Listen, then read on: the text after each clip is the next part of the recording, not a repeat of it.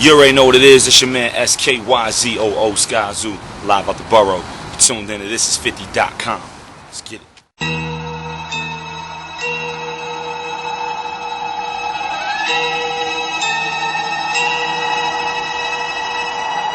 Never be a drought as long as I'm in the front. They looking around but couldn't find it off the jump. I'm cooking it loud and got them popping off of one. I'm hooking the town, you hear them dropping in the thump. Little more. So what you been up to, SKYZOO? Everything good, man. Just you know, out here on the grind, working. New project in stores right now, live from the tape deck for myself and Illmind. For those who don't know Illmind, I'm sure you do. But for those who need a little refresher, did records with 50 in the unit, so it only makes sense that we hear Scarface, Black Eyed Peas, Redman, Little Brother. List goes on and on. So me and him did a whole project together. It's called Live from the Tape Deck. It's in stores right now. DuckDown Records, Jamla Records, and all that. You know, make sure you go get it. They're already talking that best record of the year and everything with it, and it just came out a week ago, so you know what it is. So in your own words, who is SKYZOO? My own words, SKYZOO is just incredible MC who kicks real life, who kicks what I call reality rap. You know what I mean? Everything that I do is what I know about personally, what those around me have been through or what I've been through and things of that nature. It's all reality rap. It all really happened. It's all, you know, mostly story driven, and lyricism, of course. You know, they talk best, you know, top 10 MCs out, top 10 lyricists out. When you talk that top tier lyricism, you can't really go without mentioning me, and that's what the people say. You know, I don't really say much. I let the people talk after the record's finished. So that's all the people and what they quoting. But yeah, so I mean that's me, you know, for the most part. You know what I mean? It's lyricism, top notch, storytelling and cohesiveness, and just beautiful music, incredible music, you know. Who was some of your musical influence growing up? Musical influences, it ranged, man. You know, I grew up, you know, I'm from Brooklyn, from 718. My influences ranged a lot, you know what I mean? Like, I grew up on everything from like Big Daddy Kane and G-Rap and all that to NWA, and then to, you know, a little bit of Nirvana and you know, heavy jazz like heavy Coltrane and Miles and all that. I'm heavy on all that, so my taste is all over the place as far as what I like musically. Coming up as a kid, you know, I was into all different types of music, obviously particularly hip-hop, but just different, you know, factors of hip-hop from different coasts and different cities and things. But what really made me want to start rhyming was when I heard Chi Ali from the Native Tongues movement, you know, with De La and Tribe and Black Sheep and Moni and Latifah and all of them. It was Chi Ali who was running with them, and that's what made me want to rhyme.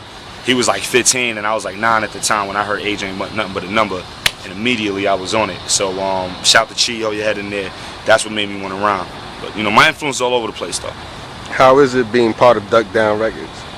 Being with DuckDown is dope. I mean, you come up, you know, in junior high. When I was in junior high, high school, you know, I came up on those records. You know what I mean? I was listening to all the Black Moon stuff and Helter Skelter and Smith and Wesson and, you know, OGC and all that. Like, that was every day along with everything else that was out at the time.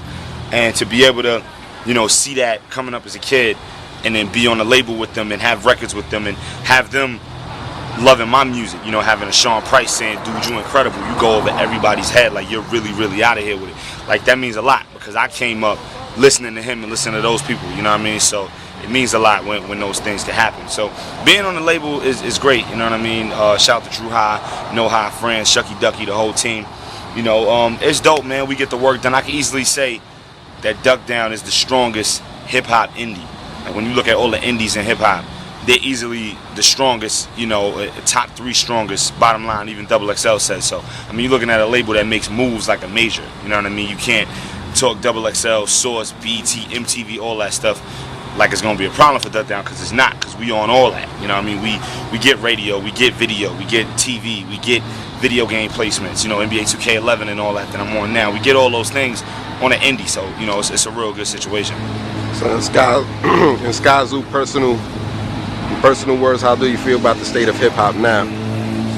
The way I feel about hip-hop right now, I'm not mad at it. It's definitely getting in a better place. You know, there was a time where it kind of was really all over the place and just not where it should be. But, you know, it's definitely better now. I think what it is, you still have, you know, the same nonsense that goes on with radio and TV and things like that and the politics of the game. But it's not like all hope is lost for radio and TV, because like you said, you do have artists like myself. I got a record, Speakers on Blast, right now. My speakers on blast, speakers on blast, speakers on blast, speakers on blast, so my speakers on blast. That's killing the New York radio. You know, shout to Enough and Hot 97 and all of them, and shout to Self and Power and all of them over there. They really showing a lot of love. Sirius Satellite showing a lot of love. So it's not like the opportunities can't happen. I think it's about what you make of it and how you work your situation. But at the same time, beyond the normal radio and TV and everything, we are in a digital age. So if you don't like what's on the radio, you don't like what's on TV, and that's not to say all of it is bad, because it's not. But if you don't like what's on the radio and TV, you can turn that off and turn on the computer and find any artist you want to find. You know, you can find anybody you want to find. You can become fans of new artists, find out artists who you never heard about before, and you can get their music, download their music, buy it, free mixtape, whatever. Go to the shows, buy all the merch, t-shirts, everything. Follow them city to city at different shows if you want, and become fans without ever seeing them on TV or hearing them on the radio. And that's what the game is at, you know, place-wise right now. So with that being said, you know, the game is in a good place because the options are there. If you don't like what's on the radio and TV, you can go somewhere else and eat. You know what I mean? You don't have to eat what's being fed to you. What are the biggest misconceptions people have about SKYZOO? Biggest misconceptions people have about SKYZOO?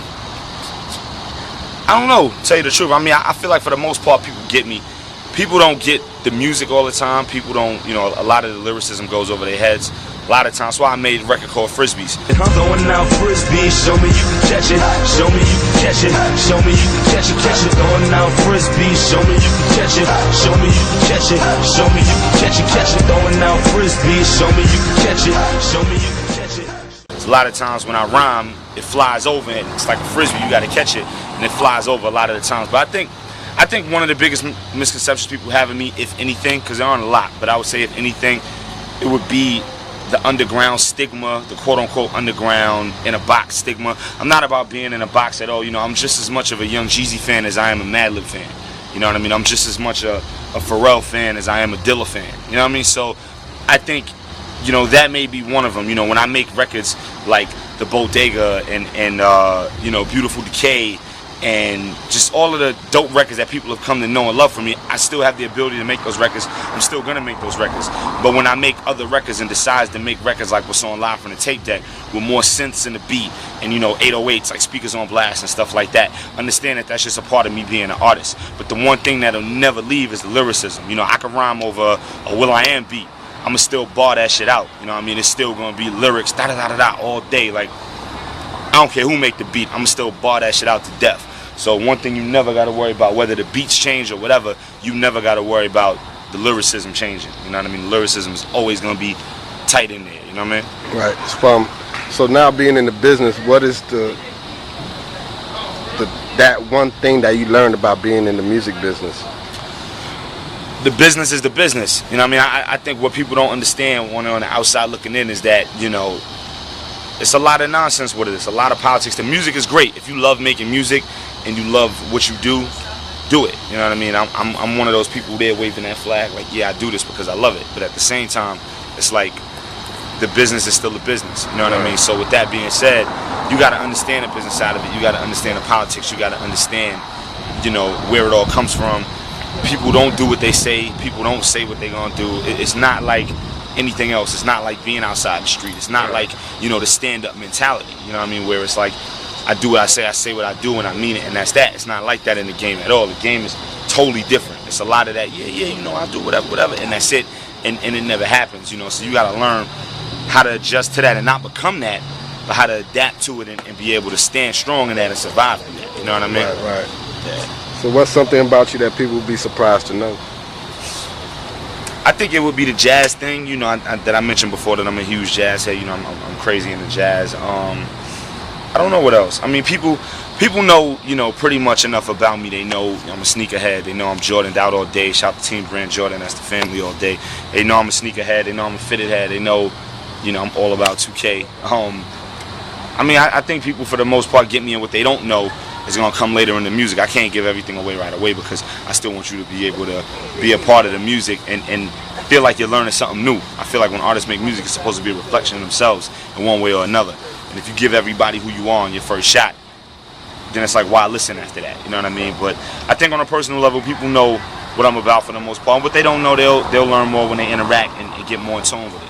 Right. So looking back at you, on your career and everything you accomplished, is there anything you would have done differently? Nah, because I don't live with regrets. You know what I mean? It's kind of like Jay Reasonable Doubt last track. It's like, you know, you can't really live with regrets. There's things that you may wish you would have known back then, but you can't live with regrets, because I think everything that happens builds you for a certain reason, and everything that you do is there to get you through something else that you may not even know about now. But yeah, I try not to do the regret thing. You know what I mean? Right. So I would probably keep everything the same.